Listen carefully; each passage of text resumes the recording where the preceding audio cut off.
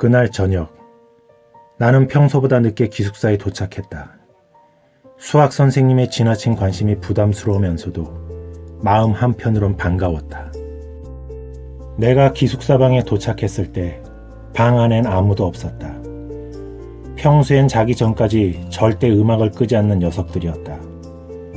가수가 꾸민 새 녀석의 춤에 대한 집착이 가끔 내 신경을 곤두서게 할 정도였다. 나는 고개를 돌려 복도 쪽을 살펴보았다. 복도 역시 쥐죽은 듯 조용했다. 뭔가 내가 알지 못하는 일들이 벌어지고 있는 게 분명했다. 그때 한 녀석이 나를 향해 걸어오고 있었다. 나는 녀석에게서 눈을 떼지 않았다. 녀석은 그런 내가 불편했는지 은근히 눈을 피하며 말했다. 너 아직 안 씻었지? 나는 녀석을 노려보며 말했다. 그게 왜 궁금한데? 내 말에 녀석은 목소리까지 더듬거리며 말했다. 아니, 내 말뜻은 그게 아니라. 녀석의 말에 의하면 보름에 한 번씩 전교생이 목욕을 한다고 했다. 그리고 목욕을 안 한 학생은 큰 불이익을 당한다고 했다. 내가 아직 그 사실을 모르고 있을지도 모른다는 생각에 말을 해주는 거라고 했다. 그제서야 나는 녀석에 대한 경계심을 풀며 말했다. 그래서 이렇게 한가한 거구나. 나는 가방을 내려놓고 녀석이 가르쳐준 곳으로 목욕 도구를 챙겨 출발했다. 나는 가는 동안 아무도 만나지 못했다. 내가 목욕탕 문을 열고 들어섰을 때 목욕탕 안은 환하게 불이 밝혀져 있을 뿐 사람은 아무도 없었다. 벌써 목욕을 다 하고 갔나? 나는 옷을 벗고 목욕탕 안으로 들어갔다. 목욕탕 안 역시 아무도 없었다. 하지만 여기저기 목욕을 하고 나간 흔적들이 보였다. 나는 간단하게 샤워를 한 후 뜨거운 탕 안에 몸을 담궜다. 긴장이 풀리며 몸이 나른해졌다. 그렇게 얼마나 지났을까? 나는 목욕탕 가장 구석진 곳에 자리를 잡고 앉았다. 내 손이 스칠 때마다 검은 때가 국숟가락처럼 떨어져 내렸다. 뜨거운 물에 때를 불린 것이 몇 년 만인지 알 수 없었다. 나는 혼자서 온몸 구석구석에 있는 때를 밀기 시작했다. 등을 밀 수 없다는 사실이 이렇게 아쉬울 수 없었다. 나는 대신 수건에 비누칠을 듬뿍 칠해 다시 한번 온몸 구석구석을 밀기 시작했다. 동시에 머리에도 비누칠을 했다. 거울에 비친 내 모습이 새하얀 양처럼 보일 정도였다. 절로 미소가 지어졌다. 바로 그때 입구 쪽이 어수선해지며 사람들이 목욕탕 안으로 들어오는 것이 거울 너머로 보였다. 그런데 와, 지지배 뱃살 들어간 것 좀 봐. 너 다이어트 하니? 다이어트는 무슨, 나 원래 날씬했거든?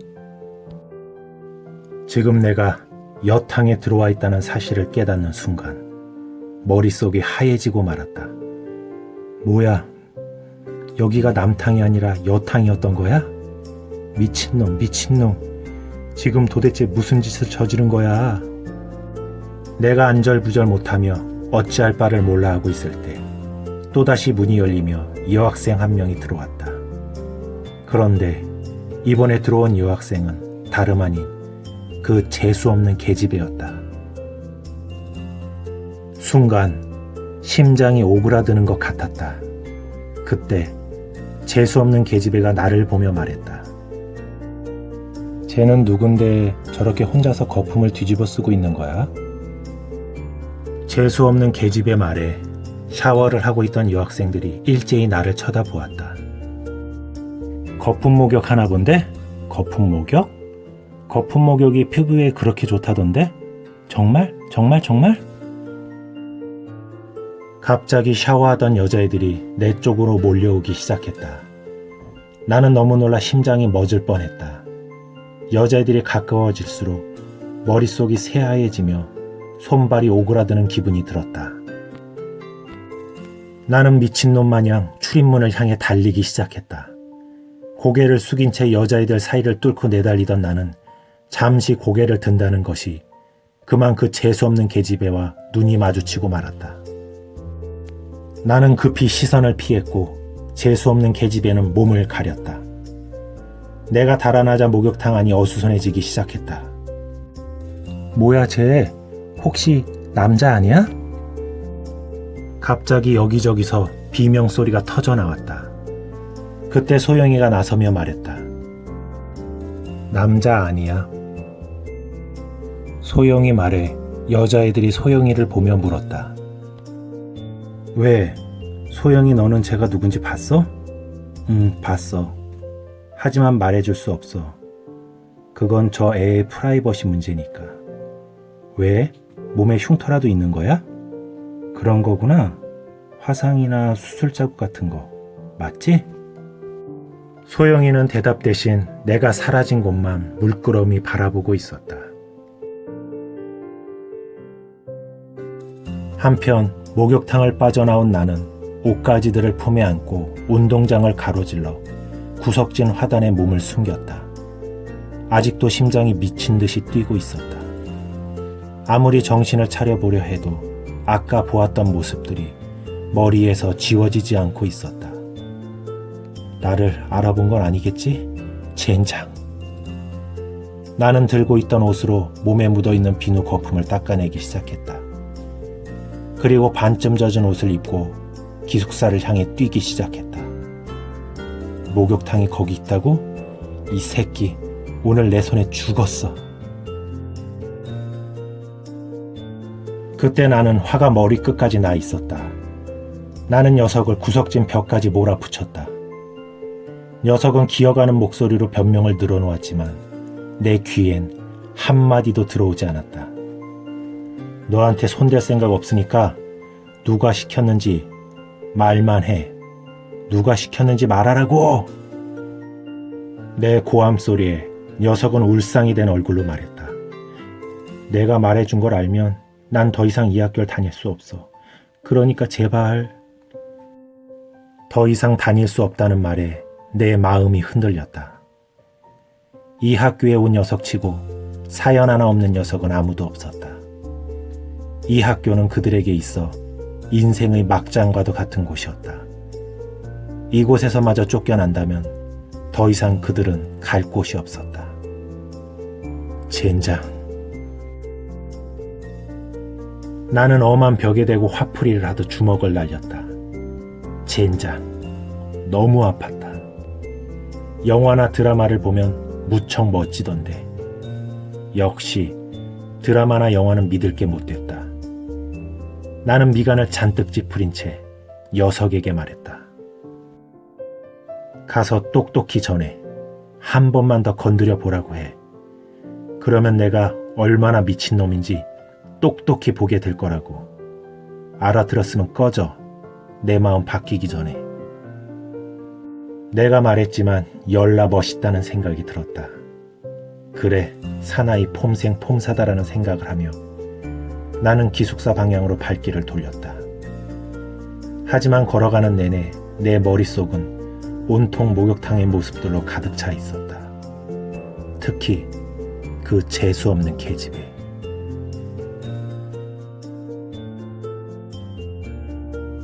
내가 점심을 먹고 교실로 돌아왔을 때 내 책상 위에는 쪽지가 하나 놓여 있었다.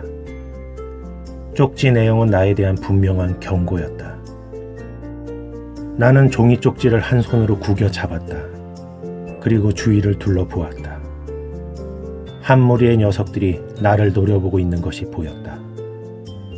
녀석들의 눈빛엔 분명한 적의가 묻어나고 있었다. 내 행동 여하에 따라 상황은 극을 향해 치닫을 수 있음을 나는 느낄 수 있었다. 그러는 사이 이 어색한 분위기를 눈치챈 학생들이 하나둘씩 교실을 빠져나가고 있었다. 순식간에 교실엔 6명의 무리와 나 사이에 보이지 않는 선이 그어졌다. 이젠 어느 쪽이 그 선을 먼저 넘느냐가 문제일 뿐이었다. 나는 습관처럼 주위를 둘러보고 있었다. 무엇을 휘두르고 어디로 뛰어야 할지. 나는 어금니를 악다 물었다. 나는 결코 성공을 양보한 적이 없었다. 그건 이번에도 예외일 수 없었다. 그때 한 녀석이 바닥에 침을 뱉으며 나를 노려보았다. 순간 저 새끼가 이 무리의 리더라는 사실을 한눈에 알아볼 수 있었다. 첫 번째 목표가 정해지는 순간이었다. 내가 막 몸을 날리려는 순간 교실 문이 열리며 미친 개라는 소문과 잘 어울리는 수학 선생님이 쇠파이프를 어깨에 메고 그 모습도 당당하게 교실 안으로 들어서고 있었다. 모두들 놀란 표정이 역력했다. 그리고 그 뒤를 재수없는 계집애가 나에게 손을 흔들며 따라오고 있었다. 교실을 한번 둘러보던 수학 선생은 6명을 쇠파이프로 일일이 가리키며 말했다. 이런 대가리에 피도 안 마른 새끼들이 왜 남의 교실에서 가오를 잡고 지랄들이야? 그리고 다들 어디로 갔어? 이런 씹새끼들이 단체로 내 수업을 땡땡이 치겠다는 거야? 그러고 보니까 너희 6새끼들이 주도한 거지. 이런 개호로 새끼들을. 미친 개가 쇠파이프를 휘두르며 달려들자 6명은 기겁을 하며 누가 먼저랄 것도 없이 교실 밖으로 달아나 버렸다. 6명이 사라지고 나자 수학 선생은 교실 밖을 향해 소리쳤다. 빨리 안 들어오고 뭐하냐 이 새끼들아. 수업은 평소보다 30분이나 빨리 시작했다. 하지만 누구도 불평을 말하는 녀석은 없었다. 바로 미친 개가 들고 있는 쇠파이프가 모든 불평불만을 잠재워 버렸기 때문이었다. 칠판 가득 문제를 적어놓은 수학 선생은 마치 먹잇감을 찾는 맹수의 눈빛으로 교실 안을 두리번거리고 있었다. 녀석들은 행여나 눈이 마주칠까봐 머리를 책상에 쳐박고 있었다. 그런 모습이 못마땅한지 잠시 미간을 찌푸리던 선생이 갑자기 나를 보며 말했다. 범생이 네가 나와서 이 문제 다 풀어라. 그제서야 녀석들이 고개를 빳빳이 치켜들으며 나를 쳐다보았다. 나는 범생이라는 말을 듣는 순간 나도 모르게 내 옆에서 팔을 베고 세상 펴는 얼굴로 잠들어 있는 계집애를 보고 말았다. 선생님을 비롯해 모든 녀석들이 나를 범생이라 부르고 있었다. 좀 전에 받은 쪽지에도 나를 범생이라 칭하고 있었다. 내가 범생이라는 말을 듣는다는 사실을 만약 돌아가신 아버지가 들으셨다면 과연 어떤 표정을 지으셨을까? 갑자기 나도 모르게 웃음이 나왔다. 내가 퇴학 대신 전화 공고를 받았던 그날 밤, 잠들기 전 어머니께선 푸념처럼 내게 말씀을 하셨다. 난 네가 고등학교까지는 다녔으면 좋겠다. 어머니의 이 말씀이 날카로운 송곳처럼 내 심장에 깊이 박혔다. 나는 아무 말도 할 수 없었다. 그저 두 눈을 꼭 감고 잠든 신용만 하고 있을 뿐이었다. 어머니는 그런 나에게 이불을 덮어주며 아마도 눈물을 흘리고 계신 것 같았다. 너무 평범하기까지 한 이런 소원 하나 들어주지 못하는 내 자신이 싫었다. 며칠 뒤 어머니는 뛸 듯이 기쁜 얼굴로 나를 부르고 계셨다. 건우야, 널 받아준단다. 집하고 조금 멀긴 하지만 그곳에서 먹여주고 재워주고 공부도 다시 시켜준다는구나. 그러니까 나하고 얼른 가보자. 선상님 마음 바뀌기 전에 얼른. 기숙사 있는 학교면 비쌀 거 아니야. 우리 형편에 무슨. 아니다. 엄마도 그럴 줄 알았는데 네가 다니던 일반 고등학교보다 더 싸더라. 지금 그 말을 날더러 믿으라고? 참말이다. 뭐라 하더라. 그래, 후원해주는 곳이 있어서 별도로 돈은 더 들지 않는다고 하더라. 나는 어머니가 일러준 번호로 전화를 걸었다. 그리고 어머니가 말씀하신 내용을 다시 한번 확인했다. 모든 것이 어머니의 말씀대로였다. 나는 안심하고 그곳 주소와 교통편을 받아 적었다. 나는 어머니와 함께 곧장 학교를 향해 출발했다. 어머니는 들떠 계셨다. 나는 늘 어머니를 실망시켜 드렸지만 오늘만큼은 이런 어머니를 실망시켜 드리고 싶지 않았다. 어머니와 나는 버스를 타고 학교를 향해 출발했다. 그렇게 얼마나 갔을까? 군복을 입은 군인 한 명이 버스에 오르고 있었다. 그 모습을 본 어머니의 눈동자가 흔들리고 있었다. 나는 그런 어머니를 보며 외삼촌의 모습이 떠올랐다. 외삼촌은 우리가 서울로 이사 올 때 군대를 갔다. 먹여주고 재워주고 입혀주고 돈까지 준다며 외삼촌은 군대에 말뚝을 박았다. 어쩌면 외삼촌에겐 선택의 여지가 없었는지도 몰랐다. 그날 이후 외삼촌이 휴가를 나올 때면 지하 단칸방 우리 집에도 잔치집 같은 온기가 돌았다. 외삼촌은 따블백 가득 건빵과 통조림을 비롯해 우리가 보지도 못했던 물건들을 가득 담아왔다. 담배를 피우지 않던 외삼촌은 군대에서 나온 담배를 차곡차곡 모아두었다가 아버지에게 갖다 주었다. 휴가를 나온 외삼촌은 나를 무릎에 앉히고 습관처럼 나에게 군가를 가르쳐 주었다. 군가를 부르는 외삼촌의 모습은 아버지와는 달리 씩씩하고 당당해 보였다. 나는 그게 좋아 군가를 더 열심히 배운 것 같았다. 나는 다른 아이들과는 달리 동요나 가요보다 군가를 더 많이 알고 있었다. 나에게 늘 새로운 것을 가르쳐 주던 외삼촌은 아버지가 돌아가시기 1년 전에 먼저 세상을 떠났다. 그렇게 씩씩하고 당당했던 외삼촌의 몸에서 암이라는 놈이 외삼촌의 생명을 갉아먹고 있었다. 외삼촌은 제대를 했고 3개월 후에 우리 곁을 떠났다. 어머니는 어떤 기억을 떠올리고 있는 것 같았다. 바로 그때 우리 앞에 한 무리의 학생들이 앉아 떠들기 시작했다. 그런데 그 말을 자세히 들어보니 내가 입학하기로 한 학교에 대한 이야기였다. 정말이라니까 새끼야. 교장하고 교사들이 다 조폭이라는 게 말이 되냐? 정말이라니까. 거기 선생들은 쇠파이프하고 사시미를 들고 다닌대. 그 학교 난 학생들이 나중에 다 조폭되는 거야. 우리 아버지가 그러셨다니까. 버스 안에서 학생들의 이야기를 듣고 있던 어머니의 얼굴에서 나는 절망이라는 놈을 보고 말았다. 더구나 어머니의 악담은 손이 심하게 흔들리고 있었다. 나는 앞에 앉아있는 녀석들을 패주고 싶었다. 하지만 나 역시 석상처럼 어머니 곁에 앉아있을 수밖에 없었다. 창밖 풍경이 온통 회색빛으로 물들어 있었다.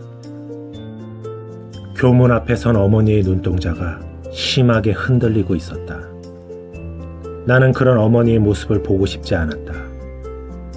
내가 먼저 발걸음을 옮겼다. 바로 그때 교문 안으로 들어가려는 내 손을 잡으며 어머니가 말했다. 이건 아닌 것 같다. 돌아가자. 설마 하늘 아래 너 하나 갈 곳 없겠니? 없다는 것을 나뿐만 아니라 어머니도 잘 알고 계셨다. 그런 어머니를 보며 내가 말했다. 난 그냥 이 학교 갈래요. 아까 그 얘기 못 들었어? 아무리 내가 널 버린 자식 취급해도 넌 내 새끼다. 그런데 어떻게 그런 얘기를 듣고 너를 이곳에 보낼 수 있겠니? 고집 부리지 말고 돌아가자. 그건 애들 이야기일 뿐이야. 세상에 그런 학교는 없어. 그러니 걱정 마. 그래도 난 싫다. 그러니 고집 부리지 말고 엄마랑 돌아가자. 나는 끝내 고집을 꺾지 않았다. 화가 난 어머니는 세상의 욕이라는 욕은 모두 내게 퍼부어댔다. 결국 화가 난 어머니는 들고 있던 서류 뭉치를 내 얼굴에 집어던지며 말했다. 내가 전생에 무슨 죄를 많이 졌길래 너 같은 새끼를 자식이라고. 그 안에 서류 다 들어있으니까 네 마음대로 해, 이 새끼야. 어머니는 그렇게 뒤도 돌아보지 않고 돌아가 버리셨다. 나는 돌아선 어머니의 작은 어깨가 심하게 흔들리고 있는 걸 멀뚱히 보고만 있었다. 갑자기 코끝이 찡해졌다.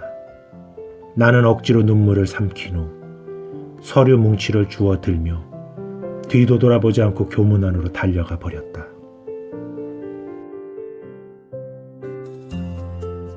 칠판 가득 적혀있던 문제를 다 풀자 수학 선생님의 입이 귀 밑에 걸려 있었다.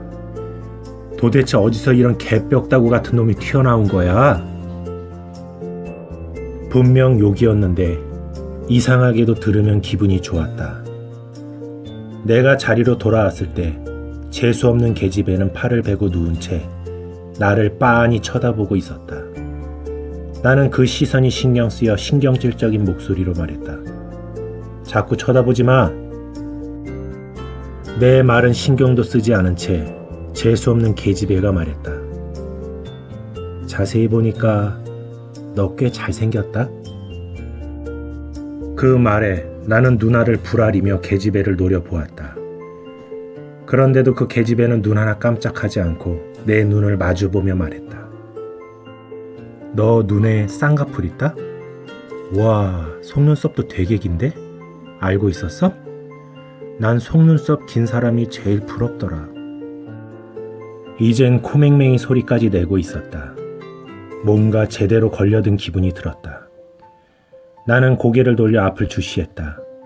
이 재수없는 계집애가 무슨 말을 하든 무시할 생각이었다. 그런데 한참이 지나도록 아무런 반응이 없자 나를 빤히 쳐다보고 있을 때보다 더 신경이 쓰였다. 그렇게 얼마나 지났을까? 나는 더 이상 참을 수가 없었다. 나는 슬쩍 재수없는 계집애를 쳐다보았다.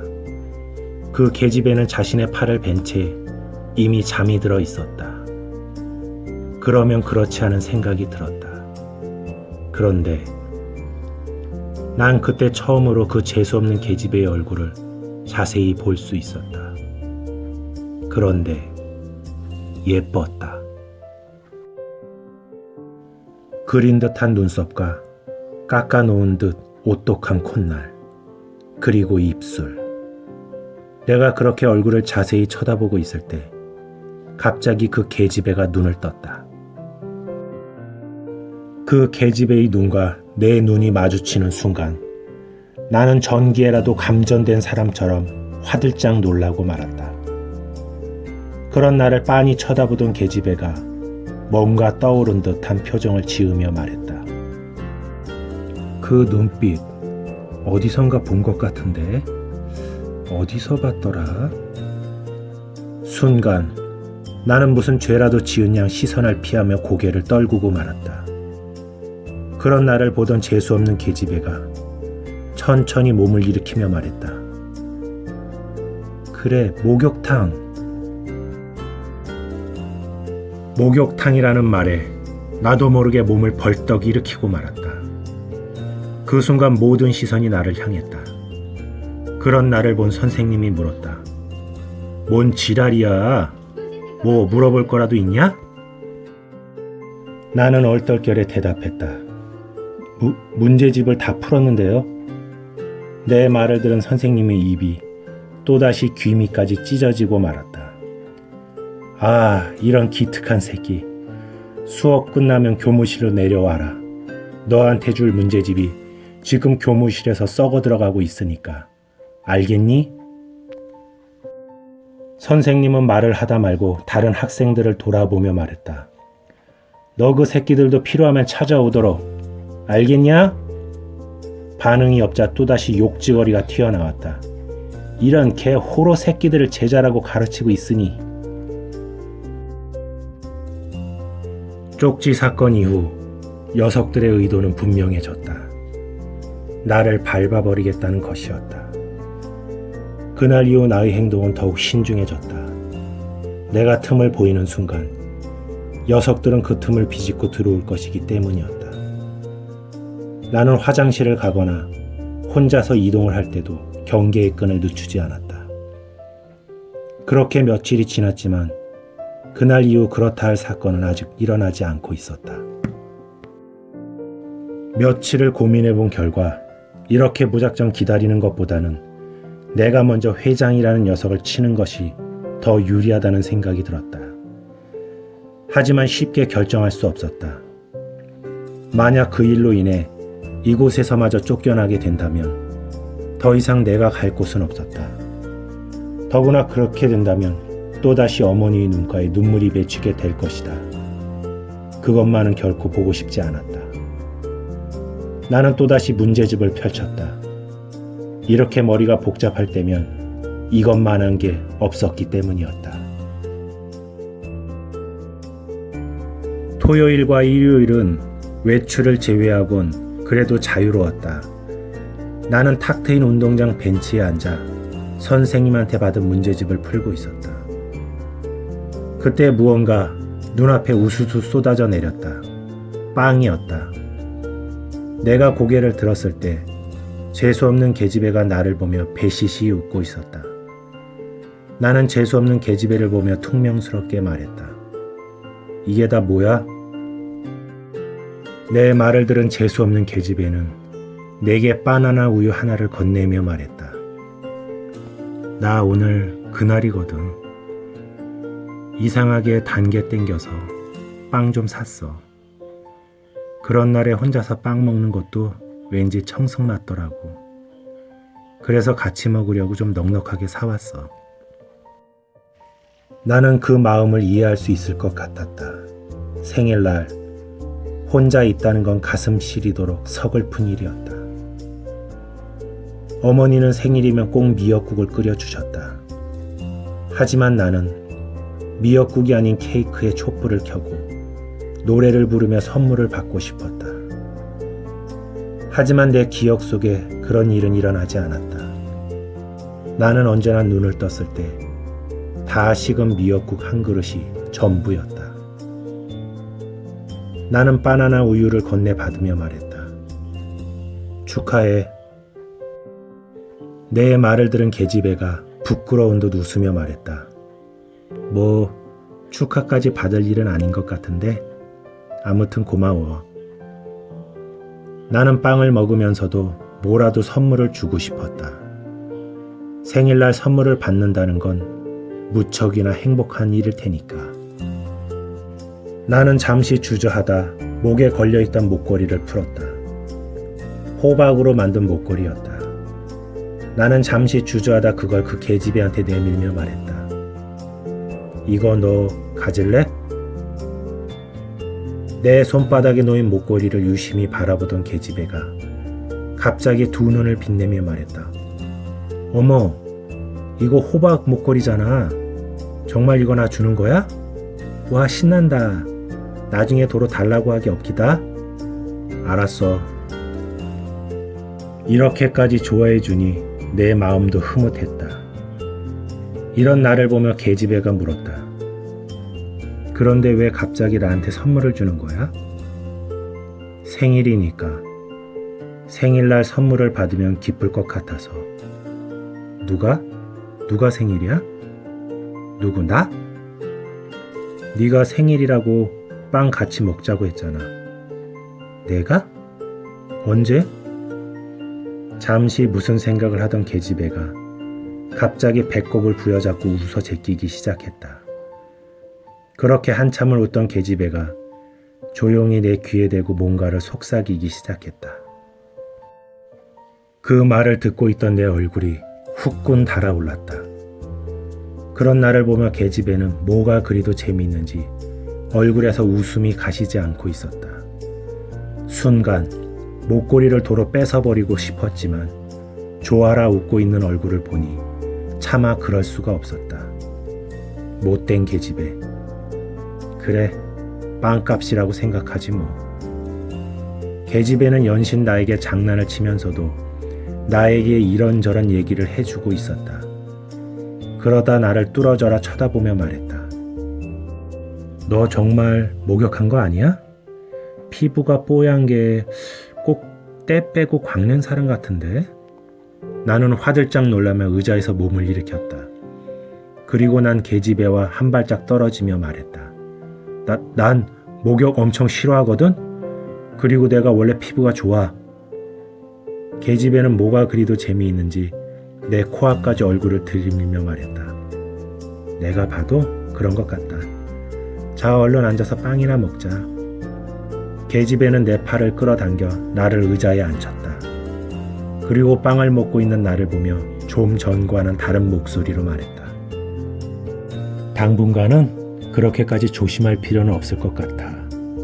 너한테 시비 걸 사람은 없을 테니까.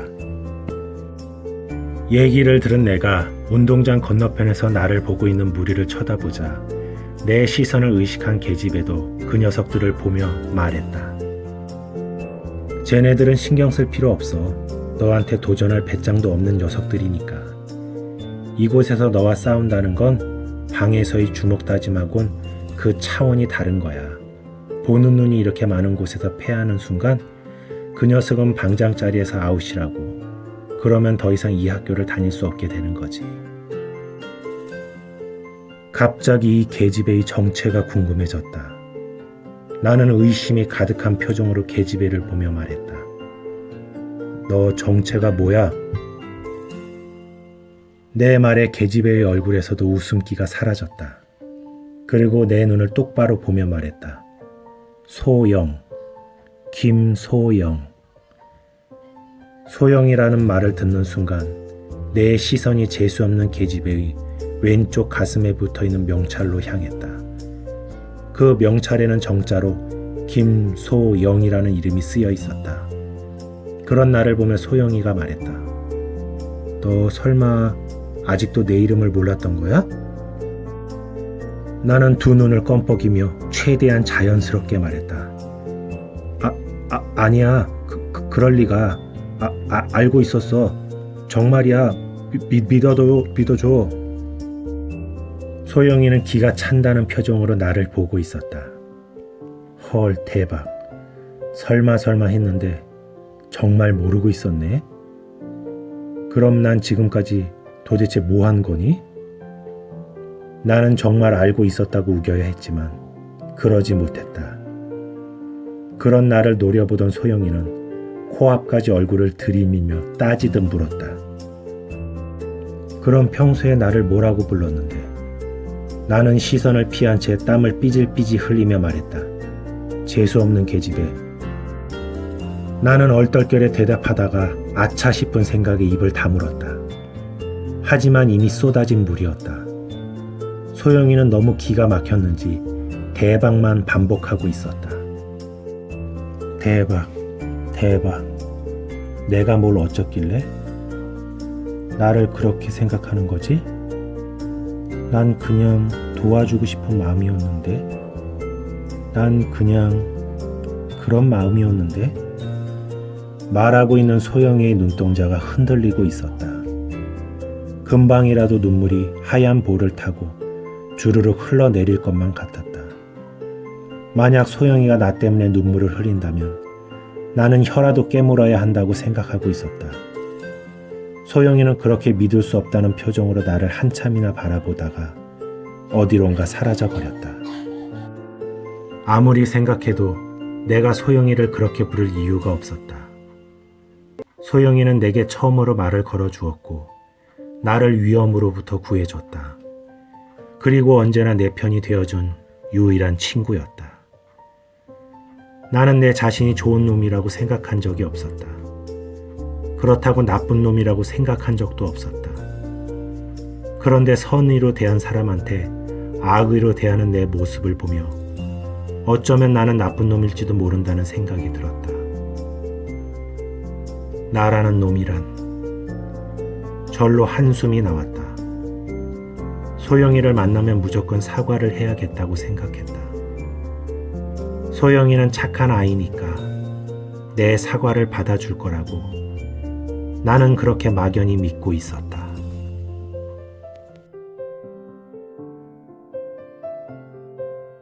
나는 기숙사로 돌아오자마자 방장인 철수를 찾았다. 날 찾았다고? 나는 녀석의 눈을 주시하며 말했다. 그래, 방장, 너한테 물어볼 게 있어. 녀석은 내가 방장이라고 부르는 것이 부담스러웠던지 겸연쩍은 표정을 지으며 말했다. 그냥 철수라고 불러. 방장은 무슨. 잠시 내 표정을 살피던 철수가 물었다. 말해봐. 궁금한 게 뭔데? 나는 녀석의 어깨에 손을 얹으며 시선을 최대한 가까이 맞추며 말했다. 너도 알고 있지? 요즘 내 주위에 어슬렁거리고 있는 녀석이 있다는 거. 내 말에 잠시 움찔하던 녀석은 내 시선이 부담스러웠던지 슬쩍 시선을 피하며 말했다. 회장한테서 오다가 떨어졌어. 길을 들이라는. 그 정도는 나도 짐작하고 있었다. 그런데 녀석들이 내 주위를 맴돌 뿐 그 이상 선을 넘지 않고 있었다. 나는 녀석을 보며 물었다. 그런데 너무 조용한 거 아니야? 녀석은 내 시선이 몹시나 부담스러운 듯 미간을 살짝 찌푸리며 말했다. 그게 예상치 못한 데서 일이 틀어지고 말았거든. 나는 틀어졌다는 소리에 관심이 쏠렸다. 그게 무슨 소리야? 틀어지다니. 내 질문에 녀석도 이번엔 나를 똑바로 쳐다보며 말했다. 너 교실에서 6명하고 붙을 뻔한 일 기억나지? 그 6명 중 1명이 너를 알고 있었어. 나를 알고 있었다는 말이 조금 놀라웠다. 나를 알고 있었다고? 그래, 너무 잘 알고 있더군. 네 별명이 미친 독종이라며? 잊고 싶었던 기억이 낙인처럼 이곳까지 따라왔다는 생각이 들자 왠지 마음이 착잡했다. 그런데 그게 어떻다는 거야? 내 말에 녀석이 재미있다는 듯한 표정을 지으며 말했다. 그때 그 녀석이 교실에서 나왔을 때 얼굴이 어땠는 줄 알아? 하얗게 질려 있었대. 그리고 그 녀석이 미친놈처럼 떠들어댔대. 우리 6명으론 절대 저 새끼를 이길 수 없다고. 네가 초등학교 때 중학생 깡패 5명을 거의 반병신을 만들어놨다고 하던데. 난 솔직히 그 말 믿지 않아. 그 새끼가 좀 뻥이 심하거든. 말하던 녀석이 잠시 내 표정을 살피다 어처구니 없다는 표정을 지으며 말했다. 뭐야? 그럼 그 새끼 말이 전부 사실이었어? 나는 대답 대신 다시 물었다. 그런데 왜 덤비지 않고 내 주위만 맴돌고 있는 거야? 내 질문에 녀석은 그것도 모르냐는 듯한 표정을 지으며 말했다. 다 그 멍청한 새끼 때문이지. 그 새끼가 그렇게 고춧가루만 치고 다니지 않았어도 상황은 벌써 끝났을지도 모르지. 하지만 이제 너를 지켜볼 뿐 누구도 너랑 싸우려 들지 않을 거야. 너의 진짜 모습을 알아버렸거든. 나는 오히려 잘 됐다는 생각이 들었다. 나만 조용히 지낸다면 별일 없이 지낼 수 있을 것 같았기 때문이었다. 바로 그때 녀석이 또다시 말을 이어갔다. 그렇다고 아주 방법이 없는 건 아니야. 네가 나를 굴복시킨 것처럼 방장들을 한 놈씩 굴복시키는 거지. 그러다 보면 결국 회장만 남겠지? 그렇다고 회장을 너무 만만하게 봐서는 안 돼. 나도 몇 번인가 도전을 할까 생각을 했는데 회장 앞에만 서면 자꾸 주눅이 들더라. 그래서 결국 실행에 옮기지는 못했다. 그래도 나 네 앞에서 주눅 들진 않았다. 네 주먹을 맞는 순간 아차 하는 생각은 들었지만 내가 그 말을 듣고 웃자 녀석도 따라 웃었다. 난 이제부터 네 편이다. 내 힘이 필요하면 언제든지 말해. 싸움을 하게 된다면 내가 너를 위해 맨 선두에 설 테니까. 나는 철수 녀석의 말에 웃으며 대답했다. 그런 일은 없을 테니까 너무 기대하지 마. 난 이대로면 충분해. 내 말을 들은 녀석이 뭔가 의미심장한 미소를 지으며 말했다. 그런데 어쩌지? 힘은 원한다고 얻을 수 있는 것도 원치 않는다고 버릴 수 있는 것도 아니야. 힘은 자신을 휘두를 수 있는 사람을 알아서 찾아가는 법이거든. 난 그런 말 따윈 듣고 싶지 않았다. 그런 얘기는 됐고 나를 알고 있다는 녀석은 어디 가면 만날 수 있지? 내 말을 들은 철수 녀석이 그것 보라는 표정을 지으며 말했다. 승화 녀석은 5층 사무실에 가봐. 근처만 가도 누군지 알 수 있을 거야. 녀석은 아주 교활해. 그리고 현실적이지. 녀석은 만나보면 아마 너한테 붙으려 할 거다. 나는 곧바로 5층으로 향했다. 내가 5층에 도착했을 때 복도 끝쪽에서부터 시끄러운 소리가 들려왔다. 그리고 내가 안쪽으로 들어갈수록 그 목소리의 주체가 한 사람이라는 것을 알 수 있었다. 철수 말대로 꽤나 시끄러운 놈이군. 목소리는 사무실이 아닌 5호실에서 들려오고 있었다. 이런 쌍, 내가 이것 좀 해달라고 했지. 하기 싫으면 하기 싫다고 처음부터 말을 하던가. 생각하면 할수록 열받네. 너 따라 나와 이 새끼야. 승화는 자기 말을 듣지 않은 녀석의 멱살을 잡고 문 쪽으로 고개를 돌렸다. 바로 그때 전혀 예상치 못했던 나와 마주치고 말았다. 얼마나 놀랬던지 순간 녀석의 입에서 딱꼭질이 터져나왔다. 딸꾹, 딸꾹. 나는 그런 녀석을 보며 한심한 생각이 들었다. 네가 뒤에서 내 얘기하고 다닌다며? 내 말에 깜짝 놀란 녀석은 변명 아닌 변명을 늘어놓기 시작했다. 사실 싸우는 건 좋지 않잖아. 내가 원래 평화주의거든. 그리고 너 싸움 잘하잖아. 솔직히 말해서 회장도 너 못 이겨. 쥐뿔도 모르는 새끼들이 지금 네 주위에서 어슬렁거리고 있긴 한데 내가 그거 다 해결할게. 나 해결할 수 있어. 대신에 나 네 편 지켜줘. 응? 나는 승화 녀석을 노려보며 분명하게 말했다. 난 방장이니 회장이니 그딴 거에 관심 없으니까 다른 애들한테 내 얘기하고 다니지 마. 이건 경고야. 알았어? 내가 녀석을 노려보며 말하자 녀석도 정색을 하며 말했다. 알았어. 오늘부터 난 네 명령만 따른다. 뭐든 시킬 게 있으면 언제든지 나한테 말만 해. 내가 할 수 있는 건 다 할 테니까. 알았지? 녀석은 나를 보며 억지 미소를 짓고 있었다. 전혀 신뢰가 가지 않는 녀석이었다. 나는 다시 한번 분명하게 내 뜻을 전한 후 방으로 돌아왔다.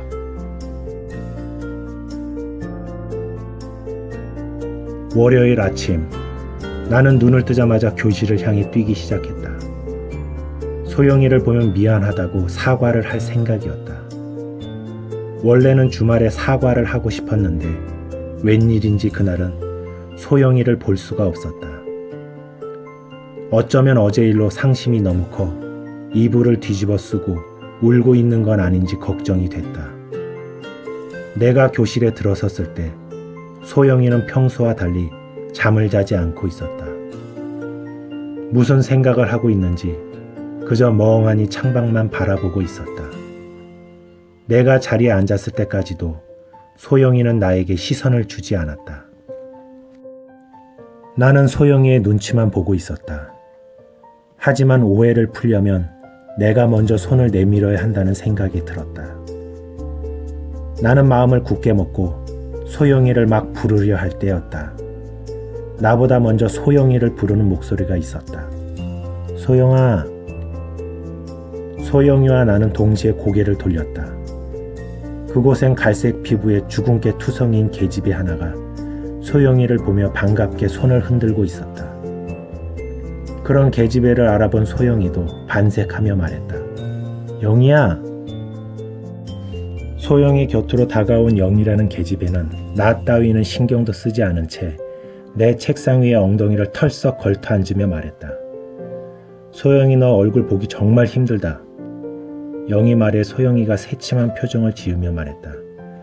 난 착한 사람 눈에만 보이거든. 그러니까 영희 너도 착한 일 많이 해. 알았지? 그 말을 들은 영희가 입술을 삐죽거리다 문득 나를 보며 말했다. 그럼 소영이 네 옆에 앉아있는 얘는 천사야? 이 재수없는 계집애가 가만히 있는 나를 걸고 넘어지자 은근히 기분이 상했다. 그때 소영이가 웃으며 말했다. 그래, 무슨 일이야? 소영이 말에 영희가 미안한 표정을 지으며 말했다. 소영아, 나 체육복 좀 빌려줘라. 깜빡하고 가지고 오질 않았네? 그 말을 들은 소영이는 대답도 하지 않은 채 서랍 속에서 체육복을 꺼냈다. 그러다 무슨 생각이 났는지 난처한 표정을 지으며 말했다. 영희야, 어떡하지? 바지에 구멍이 났는데. 나는 그 말을 듣자마자 얼굴이 후끈 달아올랐다. 그런 내 마음을 아는지 모르는지 소영이는 친절하게 바지를 들어 구멍난 부위를 보여주기까지 했다. 바지에 난 구멍을 보던 영희라는 계집애가 말했다.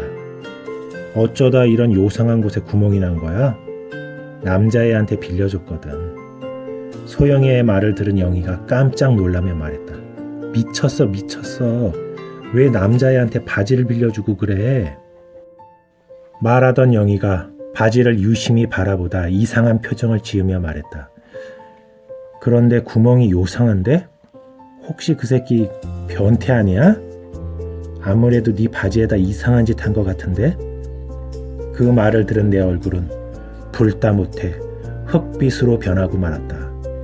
영이라는 계집애는 바지 안쪽을 이리저리 살피며 냄새까지 맡고 있었다. 그런 영희를 보며 소영이가 말했다. 그런 애 아니야. 뭐 그런 놈들은 나 그런 놈이요 하고 이맛박에 써놓고 있냐? 얌전한 고양이가 부뚜막에 먼저 올라간다고 안 그럴 것 같은 놈들이 더 심해. 소영이 넌 너무 착해서 문제야. 아무튼 줘봐. 내가 꼬매서 입을게. 영희는 체육복을 들고 몸을 일으키려다 무언가 생각이 난 듯 소영이를 보며 말했다. 소영이 너 혹시 얘기 들었어? 무슨 얘기? 며칠 전에 여학생들 목욕하는 곳에 웬 변태 새끼가 온몸에 비누칠을 한 채 숨어 있었대. 애들이 그러는데 여탕에 하루 종일 숨어 있었던 것 같대. 온몸에 비누칠하고 있던 변태놈을 봤다는 애들이 한둘이 아니더라니까. 그 말을 듣는 순간 소영이가 의미심장한 눈빛으로 나를 보며 말했다. 정말 하루 종일 있었대? 그렇다니까. 온몸에 비누칠하고 있는 놈을 봤다는 애들이 한둘이 아니야. 그 변태 새끼 내 손에 걸렸으면 평생 사내구실 못하게 만들어 버렸을 텐데 그 변태 새끼를 어떻게 찾지? 영이라는 계집애가 바지를 들고 나가자 나는 더욱 용기가 나질 않았다. 나는 똥 마려운 강아지처럼 안절부절하지 못하고 있을 때 갑자기 소영이가 나를 보며 말했다. 왜? 나하고 있는 게 그렇게 불편하고 싫어?